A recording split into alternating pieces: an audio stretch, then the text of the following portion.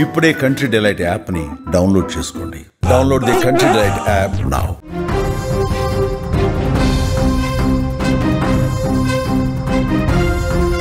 Breaking news చూస్తున్నాం. భారీ వర్షాలకు మూసి ఉగ్ర రూపం దాల్చింది. జంట జలాశయాల గేట్లు ఎత్తివేశారు. నీట మునిగిపోయింది ఎంజీబీఎస్ బస్టాండ్.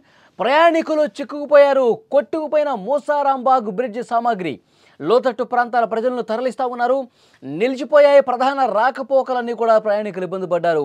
పంట పొలాలు కూడా నీట మునిగిన పరిస్థితుంది. ఒక్కసారి మీరు విజువల్స్లో చూస్తే మూసి ఉగ్రరూపం ఏ విధంగా ఉందో అర్థమవుతుంది. భారీ వర్షాలకు చరిత్రలో ఎన్నడూ లేని విధంగా మూసీ నది తన ఉగ్రరూపం చూపించింది.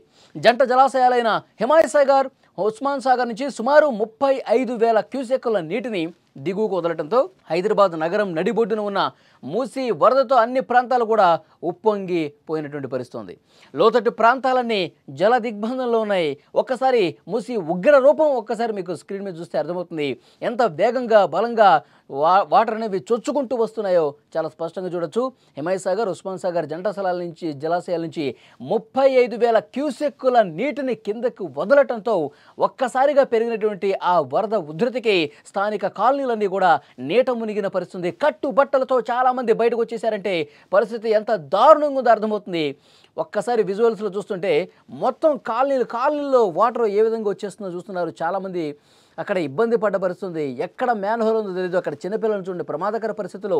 అప్పటి వరకు చాలా ఫ్రీగా ఉన్నటువంటి ఏరియాలు, కాలనీలన్నీ కూడా ఒక్కసారిగా వరద ముంచెత్తడంతో ఎగువ నుంచి వస్తున్నటువంటి ఆ మూసి వరద కాలనీస్ లోపలికి వెళ్ళడంతో ఇళ్ళన్నీ కూడా ఏ విధంగా మునిగిపోయాయో మనం చూస్తున్నాం. మూసి వరద ఉధృతికి అక్కడ పూర్తిగా అక్కడ కాలనీలన్నీ కూడా జలమయం అయిపోయినాయి. బస్సు కూడా సగం వరకు మునిగిపోయిందంటే అక్కడ మనం చూస్తూ ఉన్నాం. లారీలు, బస్సులు, ట్రక్కులు అన్నీ కూడా ప్రమాదకర పరిస్థితుల్లో ఉన్నాయి మనకు అర్థమవుతుంది. విజువల్స్లో చాలా స్పష్టం చూడొచ్చు. అక్కడ టెంపుల్ కూడా దాదాపు సగం మునిగిపోయినటువంటి పరిస్థితి. చెట్లు కూడా సగం వరకు మునిగిపోయినాయంటే మూసి వరద ఉధృతికి ఎంత ప్రమాదకరమైనటువంటి పరిస్థితుల్లో అక్కడ ఉన్నారన్నది కూడా అర్థమవుతుంది. ఇక్కడ ఈ విజువల్ చూడండి, మొత్తం రోడ్డు కనిపించట్లా. రోడ్డు మొత్తం కూడా పూర్తిగా మునిగిపోయింది. రాకపోకలు పూర్తిగా నిలిచిపోయినటువంటి పరిస్థితి. అక్కడ బ్రిడ్జ్ ఉంది కాబట్టి ఆ బ్రిడ్జ్ మీద నుంచి రాకపోకలు సాగుతున్నాయి. కానీ ఇటు లెఫ్ట్ సైడ్లో మొత్తం ఆ మూసి వరద ముంచెత్తడంతో అటువైపుగా ఎవరూ వెళ్ళలేని పరిస్థితి ఉంది.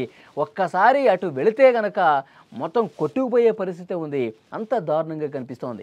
మూసి వరద ఉధృతికి మూసారాంబాగ్ వద్ద ఉన్నటువంటి నిర్మాణంలో ఉన్న పై వంతెన కోసం సిద్ధం చేసిన భారీ సామాగ్రి అంతా వరద తాకిడికి కొట్టుకుపోయింది. అక్కడ నిర్మాణాల కోసం కొంత సామాగ్రి పెట్టుకుంటే ఒక్కసారిగా వచ్చినటువంటి వరద, ఒక్కసారిగా వచ్చినటువంటి మూసీ నది ప్రవాహం ఆ సామాగ్రిని మొత్తాన్ని కూడా తీసుకుపోయింది.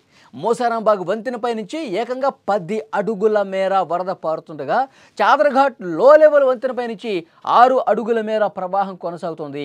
ఈ రెండు ప్రధాన వంతెనలపైన రాకపోకలను నిలిపేశారు. గోల్నాక మీదుగా ట్రాఫిక్ను మళ్లించిన పరిస్థితి. ప్రస్తుతం మూసీ నది పరివాహక ప్రాంతాల్లో ఎలాంటి ఒక దయనీయమైనటువంటి పరిస్థితులు ఉన్నాయో, ఎలాంటి ఒక భయంకరమైన పరిస్థితుల్లో అక్కడ వరద ఉధృతుందో చాలా స్పష్టంగా విజువల్ చూస్తే మీకు అర్థమవుతుంది. హైదరాబాద్ సగం స్తంభించిపోయింది ఈ మూసీ వరద ఉధృతి. ఎంజీబీఎస్ కావచ్చు, అటు మూసారాంబాగు ఈ వైపుగా వెళ్ళేటువంటి ఆ మూసీ నది ప్రవహించేటటువంటి ఆ ప్రాంతం మొత్తం కూడా జల దిగ్బంధం అయిపోయింది. స్థానిక కాలనీలన్నీ మునిగిపోయినాయి. కట్టుబట్టలతో వాళ్ళు బయటకు వచ్చేసారు.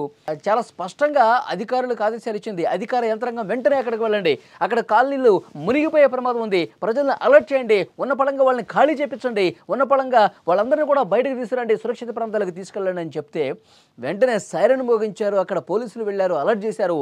మీరందరూ కూడా వెళ్ళిపోవాలి, మీకు ఎక్కువ సమయం లేదు, ఒక అరగంటలోపే మీరు ఇంట్లో నుంచి ఏదైనా విలువైన వస్తువులు ఉంటే తీసుకుని బయటకు వచ్చేయండి, పెద్దగా వస్తుంది వరద. 35,000 క్యూసెక్కుల వరద ఒక్కసారిగా కింద కుదలటంతో కాలనీలను ముంచెత్తే అవకాశం ఉంది. దయచేసి మీరు అందరూ బయటకు వచ్చేయండి అని చెప్పి అధికారులు అలర్ట్ చేశారు. వెంటనే అలర్ట్ అయ్యారు. చాలామంది తమ సామాన్లు వదిలేసుకుని వచ్చిన పరిస్థితుంది, తమ బండ్లను వదిలేసుకుని వచ్చిన పరిస్థితుంది. అట్లాగే రావడంతో చాలా వరకు తమ రోజువారీ ఏదైనా బిజినెస్ చేసుకునే వాళ్ళు చిన్న చిన్న తోపుడు బండ్లు కావచ్చు, వెహికల్స్ కావచ్చు, ఇవన్నీ కూడా వరదలో మునిగిపోయి కొట్టుకుపోయాయంటే ఎంత వేదన కలిగించే విషయము అర్థమవుతుంది. వరద ఉధృతికి సిటీలో అత్యంత రద్దీగా ఉండే Mahatma Gandhi bus station MGBS పూర్తిగా నీట మునిగిపోయిందండి. బస్టాండ్లోకి వెళ్లే 2 బ్రిడ్జిలు కూడా జలమయం అయిపోయినాయి. వరద నీరు నేరుగా బస్టాండ్ లోపలికి వచ్చేసింది. ప్రయాణికులు ఇబ్బందులు పడ్డారు. బస్సులు అటువైపు రాలేని పరిస్థితి ఏర్పడింది. బస్టాండ్లో ఉన్నవాళ్ళు బయటికి రాలేని పరిస్థితి కూడా ఏర్పడింది. చాలామంది చిక్కుకుపోయారు. అర్ధరాత్రి సమయం, ప్రయాణికుల ఆందోళన గందరగోళంగా కనిపించింది.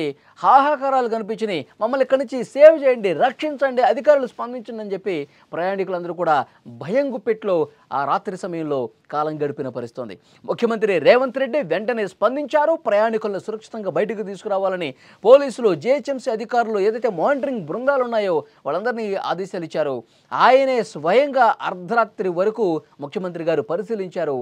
ప్రయాణికుల అక్కడ సేవ్ చేశారు. అక్కడ స్థానికంగా కాలనీ వాసులు ఎవరైతే ఉన్నారో వాళ్ళని సేవ్ చేసిన పరిస్థితి. అర్ధరాత్రి వరకు కూడా ముఖ్యమంత్రి నేరుగా ఆయన ఎప్పటికప్పుడు ఫోన్లో అప్డేట్స్ తీసుకుంటూ సహాయక కార్యక్రమాలని పరిశీలించినటువంటి పరిస్థితి ఉంది. ఇక మూసీ నదికి ఇరువైపులా ఉన్నటువంటి ఈ చాదర్ఘాట్ కావచ్చు, మూసారాంబాగు సమీప కాలనీలో తీవ్ర భయంకరంగా సిచ్యువేషన్ మారిపోయిందండి. మూసానగర్, శంకర్ నగర్ బస్తీలు అయితే ఇళ్ల లోపలికి వచ్చేసినాయి. వాటర్ సగం ఇళ్ళు మునిగిపోయినాయి. 200 ఇళ్ళు నీట మునిగినట్టుగా ఇప్పటివరకు సమాచారం వచ్చింది. లోతట్టు ప్రాంతాలైన వినాయక వీధి, రసూల్పురా ప్రాంతాల నుంచి సుమారు 600 మందిని అధికారులు వేరే ప్రాంతాలకు తీసుకెళ్లిపోయారు. చాదర్ఘాట్ శివాజీ బ్రిడ్జ్ కింద ఉన్న 55 మందిని గోడేకి ఖబర్ కమ్యూనిటీ కేంద్రానికి తరలించినట్టుగా అధికారులు చెప్పారు.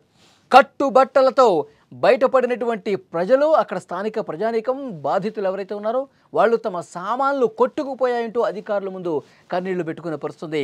వాళ్ళు ఏమేమి కొట్టుకుపోయాయి, ఏ సామాన్లు కొట్టుకుపోయాయని కూడా లిస్ట్ అవుట్ చేస్తూ ఉన్నారు. వాళ్ళకి తగిన నష్టపరిహారం ఇప్పించే బాధ్యత కూడా తీసుకుంటామని అధికారులు వాళ్ళకు ఒక భరోసా కల్పించినటువంటి పరిస్థితి. నగరంలో ట్రాఫిక్ సమస్య విపరీతంగా ప్రస్తుతం కనిపిస్తోంది. దిల్సుఖ్ నగర్, కోటి మధ్య రాకపోకలకు ఆటంకం ఏర్పడింది. నార్సింగి వద్ద ఓఆర్ఆర్ సర్వీస్ రోడ్లో పటాన్ చెరువు వైపు జాతీయ రహదారి పూర్తిగా మునిగిపోవడంతో వాహన రాకపోకలకు అంతరం ఏర్పడింది. ఈరోజు ఉదయం నుంచి కూడా ఎక్కడికక్కడ ట్రాఫిక్ ఇబ్బందులు కనిపిస్తున్నాయి. ఎక్కడికక్కడ కిలోమీటర్ల మేర ట్రాఫిక్ నిలిచిపోయింది. ఒక ప్రాంతంలో వరద ఉధృతి బ్రిడ్జి మీద నుంచి పెద్దగా వరద వస్తున్న నేపథ్యంలో దారి మళ్లిస్తూ ఉన్నారు. మొత్తం ఒకవైపు టర్న్ అవడంతో అక్కడ విపరీతంగా ట్రాఫిక్ పెరిగిపోయిన పరిస్థితి. హైటెక్ సిటీ లాంటి ప్రాంతంలో కూడా రహదారులపై నిలిచిపోయినటువంటి నీటిని అధికారులు మోటార్లతో దారి మళ్లిస్తూ ఉన్నారు. మొయినాబాద్, శంషాబాద్, గండిపేట మండలాల్లో రైతుల పంట పొలాల్లో కూడా వరద వచ్చేసింది. వరదలో చిక్కుకుపోయాయి పొలాలన్నీ కూడా. దీన్ని దృష్టిలో పెట్టుకుని లోతట్టు ప్రాంత ప్రజలు అత్యవసరమైతే తప్ప బయటకు రావద్దని కూడా సూచన చేస్తున్నారు. ఒక్కసారి మీరు ఫుల్ బాక్స్ చూడండి, విజువల్స్ చూడండి, 3 బాక్సులు చూడండి. ఎంత దారుణంగా మూసి వరద ఉధృతి కనిపిస్తుందో ఒక్కసారి చూడండి. ఎంత దారుణమైనటువంటి పరిస్థితులు ఉన్నాయంటే మొత్తం కాలనీలు నీట మునిగిపోయి, ఇళ్ళు మునిగిపోయి, అక్కడ తమ వెహికల్స్ మునిగిపోయి కట్టుబట్టలతో వాళ్ళందరూ కూడా రోడ్డును పడ్డారంటే సిచ్యువేషన్ ఎంత భయంకరంగా ఉందో అర్థమవుతుంది. వర్షాలు పడతానే ఉన్నాయి. 2-3 రోజులుగా మనం చూస్తూ ఉన్నాం. ఎడతెరిపి లేకుండా ఉదయం నుంచి మధ్యాహ్నం, సాయంత్రం, రాత్రి, అర్ధరాత్రి సమయంలో కూడా వర్షాలు పడుతున్నాయి.